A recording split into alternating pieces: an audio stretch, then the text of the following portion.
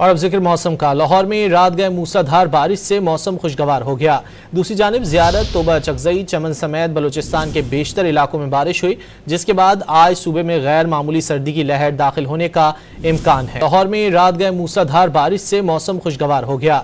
दूसरी जानिब ज़ियारत, तोबा चकजई, चमन समेत बलूचिस्तान के बेशतर इलाकों में बारिश हुई, जिसके बाद आज सूबे में गैर मामूली सर्दी की लहर दाखिल होने का इम्कान है। लाहौर में रात गए मूसलाधार बारिश से मौसम खुशगवार हो गया। दूसरी जानिब ज़ियारत, तोबा चकजई, चमन समेत बलूचिस्तान के बेशतर इलाकों में बारिश हुई, जिसके बाद आज सूबे में गैर मामूली सर्दी की लहर दाखिल होने का इम्कान है।